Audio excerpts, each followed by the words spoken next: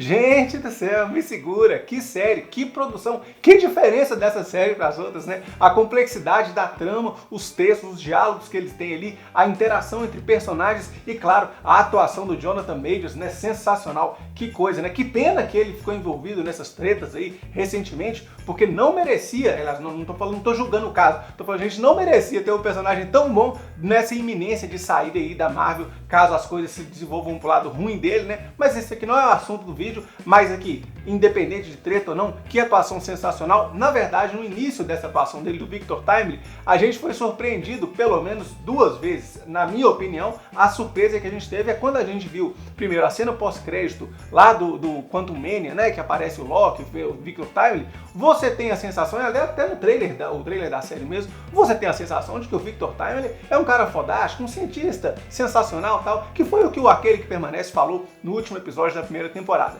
E aí você tem uma grande surpresa, que ele não é nada disso, ele é, embora ele seja inteligente, mas ele é mais um trapaceiro, um malandro mesmo, esperto. Só que, embora a atuação dele seja bastante caricata, forçada, assim, pelo menos no início, à medida que ela vai se desenvolvendo ali, que ele vai interagindo cada vez mais com a Ravonna Renslayer e com a Senhorita Minutos, até o fim, até quando ele é ameaçado pela Sylvie, então aquilo ali, você começa a ver que o personagem dele ele vai se desenvolvendo e a atuação dele vai ficando cada vez mais real. Então você sai do super caricato pro real, pro cara que tem algum propósito ali, né? E que vê que no momento, pelo menos até a série nos surpreender de novo, que no momento ele é inocente ali, né? Ele não sabe muito bem o que está acontecendo e o personagem, o ator mostra isso demais em várias camadas, então nos surpreende 2 vezes. Sensacional! E assim como ele é imprevisível pra gente na atuação, né? Ele também é imprevisível dentro da série, que a gente não sabe o que esperar dele. E essa imprevisibilidade dele deve assustar exatamente o Loki, que é o Loki que ele trapaceia, ele que troca de posição, ele que muda as coisas ali, mas ele tá diante de alguém que faz exatamente o que ele faz, e isso tá com cara de que assusta o Loki demais. E claro, não é só a atuação dele também não, que é bom, tem a ambientação toda muito bem feita nessa feira, na Feira Mundial de Chicago, e essa feira é mostrada outras vezes, em outros tempos, né? Por exemplo, naquela feira que o Homem de Ferro aparece, e depois aparece o pai do Homem de Ferro também na feira, enfim. Essa feira é muito famosa na Marvel e a gente teve um vislumbre dessa feira mesmo antigamente lá em Chicago, muito bem feita, a série muito bem ambientada e a trilha sonora me surpreendeu demais, não só pelo início, lá quando aparece a Marvel, né, o logo da Marvel, com um pianinho de música antiga, mas assim, durante o episódio, você vai vendo que o tema do Loki, o tema, né, das tramas que vão acontecendo, são feitos ali com instrumentos que remetem a coisas mais antigas, muito criativa, até a Senhorita Minutos, a forma dela fica antiga, né, trocando os olhos, né, para um modelo mais antigo, o sapatinho dela, ou seja, tudo muito bem pensado, tudo feito com muito carinho. Ô, série boa, né? O que me dá raiva de quando eu vejo uma série tão boa dessa, de outras séries que não deixaram tanto a desejar, principalmente nesse cuidado. E quando se trata de volta no tempo, essa volta no tempo não é só foi no futuro, voltou no passado e mudou o passado. É o próprio cara mudando o passado dele mesmo, com mudando a variante, vira um negócio complexo, que assim, tem aquele paradoxo temporal, né? Que o cara do futuro fez uma coisa para mandar para ele o passado, para inventar a própria coisa que ele mandou no passado, né? É o paradoxo temporal, a série vai ficando complexa nesse aspecto, tem coisa que é melhor nem tentar pensar demais, mas o que dá é pano pra manga pra teoria. Se você gosta dessa série, desse conteúdo, eu peço para não se inscrever nesse canal, inscreve no outro canal, eu tive problema com esse aqui, vou ter que migrar de canal, né? Então esse conteúdo breve, eu não vou estar postando mais nesse canal, só vai para o outro, vou deixar o link aqui na descrição. Ah, e também se você não tem aí Disney Plus, ou tem dificuldade de instalar o Amazon Fire TV Stick, eu sempre indico esse aparelho aqui, porque ele não só baixa todos os aplicativos, mas também organiza seu serviço de streaming. Eu só uso o controle remoto dele lá, porque para mim é bem mais fácil, acho bem melhor, é muito bom. Se você adquirir aqui pelo link que vou deixar aqui na descrição, você não paga nem um centavinho a mais por isso e ajuda demais o canal. E aí a gente vê que Aquele que Permanece pegou o livrinho da AVT, que foi redigido, escrito completamente pelo Ouroboros, pegou o livrinho e mandou para ele mesmo no passado. E aqui tem um negócio que esse que começou como criança lá, que recebeu o livrinho,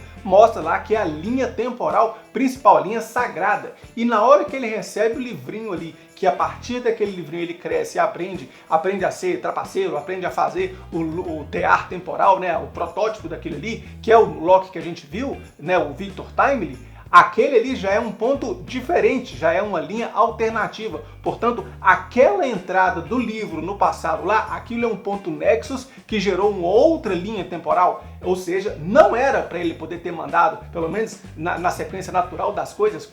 Se existe o Kang, né, na linha temporal, que era o menino novo lá, ele sempre existiu, portanto é para ele existir. mas não era para ele poder ter recebido aquele livrinho lá. Ou seja, ele mudou a linha do tempo, né? Criou uma linha temporal, um Nexus novo, criando esse novo cara que é o Victor Timely. Portanto, o Victor Timely não é aquele que permanece, mas aquele que permanece sabe muito bem quem que é o Victor Timely, porque aquele que permanece já sabia tudo, né? Como ele mesmo diz lá no último episódio da primeira temporada, ele fala que assim que matar ele, né? Ou seja, assim que a AVT não tiver mais controle, várias variantes dele virão, e essas variantes, pelo menos a maioria, o que dá a entender, né? São tiranas, são terríveis, sanguinárias, etc. Ou seja, se a maioria é terrível, sanguinária, etc., é porque tem um ou outro pingado que não é, que é inocente, que é bom, que pode fazer o bem. Talvez aquele que permanece sabia muito bem que aquela variante lá do Victor Timely é uma variante que não tem perigo, não tem problema. Portanto, ele falou, vou mandar o livro para ele lá, para que vire ele, para que o Kang normal, né, vamos falar assim, ele normal, né, na linha temporal, pegue o livrinho, sai dali e vire o Victor Timely, e aquele Victor Timely seja útil para a AVT no futuro. Ou seja, pode ser que aquele que permanece sabia que o Victor Timely não era mal, não era tirano, que não tinha problema, pode dar para ele mesmo, ele só é trapaceiro e malandro mesmo. E aquele que permanece diz o seguinte, olha, eu sei tudo que acontece para trás e para frente, mas durante o último episódio da temporada lá, tem um momento que ele falou, olha, a partir de agora eu não sei mais o que acontece, não é mais comigo, é problema seus. Embora dali para frente ele não sabia o que acontecia, ou como ia acontecer, mas ele poderia ter previsto exatamente que, colocando várias linhas do tempo e ramificações, o tear temporal não aguentaria, então ele já saberia que aquilo seria o primeiro problema que ele poderia encontrar. Portanto, ele mandou o livrinho lá para o Victor Timely para ter alguém que possa construir o tear temporal, saiba do tear temporal e possa ajudar nessa reconstrução. Portanto, aquele que permanece, que no caso é aquele que morreu, já sabia como consertar a AVT, mesmo depois de morto. Ele está atuando, mandando o livrinho para que se crie o Victor Timely e o Victor Timely possa ajudar na AVT. Ou seja, aquele que permanece às vezes nem é vilão, ele era bom mesmo e falou, ó, eu vou morrer aqui, mas pelo menos eu vou deixar eles com a solução pronta para o que eles precisarem, já vou providenciar alguém que vai resolver o problema deles, que vai ter a aura que precisa, já que a aura tem que vir de uma variante de Kang e também que tem o conhecimento de consertar o tear temporal, já que nesse episódio mesmo ele mostra uma peça lá e fala isso aqui é o fim do trabalho de uma vida, portanto aquela peça pode ser a responsável para consertar o tear temporal. E claro, outra coisa que aquele que permanece pode ter pensado é que não só vou criar o Victor Timely para que alguém bom de coração, né, possa consertar a AVT,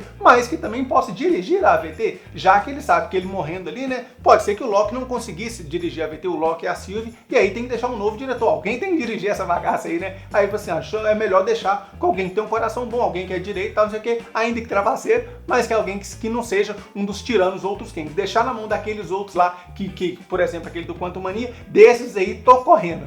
Mas o episódio não é só o show que é o Victor Timely, não. Ele tem dois desenvolvimentos interessantíssimos, que é Senhorita Minutos e Ravonna, juíza, a Ravonna Renslayer, e a relação que as duas têm com o Victor Timely por interesses diferentes. Na verdade, a relação que elas têm não só com ele, mas com aquele que permanece. E aí a gente tem a criatura e a criação. Você tem aquele que permanece, que criou a Senhorita Minutos, uma inteligência artificial completíssima, que consegue controlar tudo, tá? Mas falta uma coisinha para essa inteligência artificial ser completa, que é um corpo. E aí é mais ou menos como o Pinóquio, né? Você tem o Gepeto, que cria um bonequinho, e o bonequinho faz tudo, só não tem a vida, só não tem um corpo de verdade. E aí fica essa relação interessante, que a criação não só que é um corpo, mas se apaixona pelo criador, né? Eu achei sensacional, mas mais interessante do que isso mesmo é a sala que o Kang tá. Até é sensacional, eu achei emocionante. Ele tá numa sala que tem 200 mil manequins lá, todos iguais, todos parecidinhos, fazendo referência a que está num universo onde tem várias variantes. Portanto, o próprio Kang, ele é um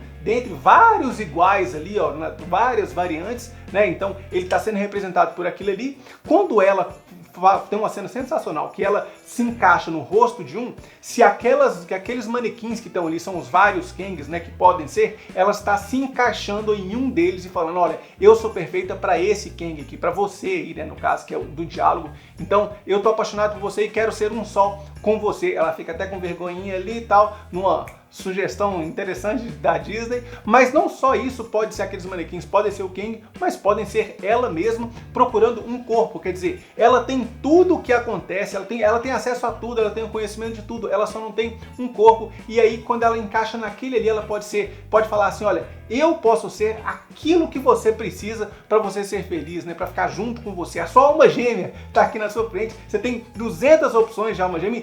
Você tem opções de amores, né? Em todas as variantes, em todas as linhas do tempo. Mas essa daqui, aquele manequim que ela escolheu, mas essa daqui é perfeita para você. Então ela está apaixonada por ele. Eu achei isso sensacional. E não só isso também, como ele criou aquela inteligência artificial, ela tem diversas utilidades. Então cada manequim daquele ali pode ser uma utilidade que a Senhorita Minutos tem. Só que a utilidade que ela quer ser é a utilidade como amor. Ou seja, de todas as utilidades que tem ali, tem uma que ela não é e que ela quer ser, que é a utilidade de ser o amor dele, entendeu? Então achei essa cena assim, ó, fofinha demais, lindinha demais e principalmente extremamente criativa. Já do outro lado temos a Ravonna Renslayer, que também fica lutando para ter a atenção do Kang ali o tempo inteiro. Eu tô falando Kang, mas é o Victor Time, vocês entenderam? E fica lutando para ter a atenção dele, mas à medida que o tempo vai passando, ela vai desejando ficar com ele, né? Só que ela apaixona-se por ele, fica junto com ele, mas ao mesmo tempo ela tem muito interesse na AVT. Tanto que a hora que cai a ficha para ele poder trair ela, é na hora que ela fala que quer ser parceira do Kang, e o Kang não tem parceiro, não tem sócios, então ele não topa isso e joga ela no barco, uma cena muito bem criativa também. Só que é bom lembrar que o Loki, quando foi lá no passado da AVT, viu a conversa dos dois ali, né, da Ravonna e do Kang, uma conversa muito íntima entre os dois. Portanto, a Ravonna se apaixonou pelo Kang, ou pelo aquele que permanece, tinha um relacionamento com ele, mas ao finalzinho do episódio, a Senhorita Minutos fala que tem um segredo que vai deixar a Ravonna pé da vida, né? Qual que deve ser esse segredo? E aqui é só uma teoria de que, de fato, ele fez parceria com ela, ficou com ela, né? Ela estava junto dele, só que ele traiu ela, porque ele apagava a memória de todo mundo e apagou a memória dela também. Portanto, a Ravonna já conseguiu o que ela queria com outra versão do Kang, né? Já conseguiu, mas essa versão simplesmente pegou a Ravonna, tirou a memória da Ravonna e bola pra frente. E a Ravonna não sabe disso, portanto, ela vai ficar brava com ele assim que souber do que ele fez. Portanto, esse talvez o Victor Time mesmo, ou aquele que permanece, nem seja o mais inteligente, o mais espertão de conseguir fazer tudo, mas seja o mais esperto no sentido de conseguir passar a perna em todo mundo que ele precisa para poder ir subindo cada vez mais e liderando a AVT. Só sei que as duas passaram o episódio inteiro desejando ficar perto dele, desejaram tanto que ao fim do episódio foram ficar com ele lá no fim dos tempos com o cadáver dele. Marvel do céu, Disney do céu, cena macabra é essa, viu? Já te falo aqui, ó, você que tá me assistindo, ó, cuidado com o que você deseja. Você pode querer tanto uma coisa que vai acabar junto de restos dessa coisa aí. Mas enquanto nós temos o time das duas ali querendo Kang a qualquer custo, temos o time do Loki e do Mobius querendo o Victor Time também, porque ele tem a aura que serve lá para poder consertar o teatro temporal e também ele tem conhecimento de teatro temporal, então os dois ficam esse cabo de guerra aí, ó, um com o outro lutando pelo Kang que tá ali no meio da história. Mas dentro do time do Loki tá lá a Sylvie, que falou que, ó, quem aparecer de quem na minha frente eu tô matando, não quero nem saber. Ela falou isso no último episódio, e aí quando aparece o Victor Timely, ela vai pra matar ele. E aí, essa cena também, é quando eu falo que a série é boa, é porque a construção dos personagens é muito bem inteira, muito bem redonda, e quando você tem uma atitude de um personagem, principalmente uma atitude importante, você sabe muito bem a fundamentação de por que aquele personagem fez isso ou não fez aquilo. Então ela tá pra matar ele e não mata ele, porque ali, uma vez que você conhece muito bem a Sylvie, você sabe que ela tá se colocando exatamente na posição que ela mais julgou, que ela mais condenou, que é a posição de juiz da vida dos outros. Então, se ela tava numa posição inocente, simplesmente vivendo a vidinha dela tranquila lá, e veio alguém para poder podar ela, né, vamos falar, matar ela assim, e ela queria ir mudando de mundo em mundo para lugares que não fossem matar ela, ela tá falando assim, esses juízes estão decidindo o que eu faço da minha vida. E aí ela tava brava, sempre questionou isso. Agora ela, quando tá com a espada na mão, e aquele Victor Time, ele é inocente, ele não sabe nada que tá acontecendo ali, ela está exatamente na mesma posição que ela sempre questionou que os outros juízes, né, os outros membros da AVT estiveram. Então ali ela tá condenando o Kang, que não sabe nada o que tá acontecendo, né? Ela tá pegando uma vida inocente e indo tirar a vida de inocente, sendo que o cara nem teve direito de viver a vida dela. Portanto, ela hesita, não mata, você entende perfeitamente isso. E ela só fala com o Loki, ó, não me deixa arrepender disso, pelo amor de Deus, né? E aí o Kang tá liberado para poder ir para a AVT. Agora, é bom mencionar aqui que na primeira temporada o problema todo chamava-se Loki. Você se lembra que à medida que eles iam vendo as outras linhas temporais, sempre tinha um Loki que estava estragando a bagaça lá, né? Tem o Loki velho, o Loki novo, o Loki jacaré, mas o problema é o Loki prefeito, e o problema é o Loki que está desandando as linhas temporais lá. Já nessa segunda temporada, o problema é o Kang, que por mais que você mude de tempos em tempos, você tem um trapaceiro ali dentro, né? Eu acho que o problema é ser trapaceiro. Ser um trapaceiro ali, no caso, o Kang, né? Aquele que permanece, ou o Big Time, por isso que eu chamo de Kang, que resolve todas essas questões de nomes. E aí você tem um que tá traindo, que é trapaceiro com todo mundo, e a mesma coisa, mais ou menos, o que o Loki faz. Eu acho que o problema da AVT é só pessoas trapaceiras, né? Eu acho que quando a pessoa é trapaceira demais, ela começa a fazer coisa que não era para ter acontecido, né? Como entregar aquele livrinho no início, né? E aí gerar várias linhas temporais, e esse é o problema que a AVT tem que corrigir. Mas que episódio sensacional, aliás, que série muito bem montada, que roteiro, que diálogo, que texto, que tudo, muito bem feito. Comenta aqui se você gostou mais do episódio. Um grande abraço e até mais.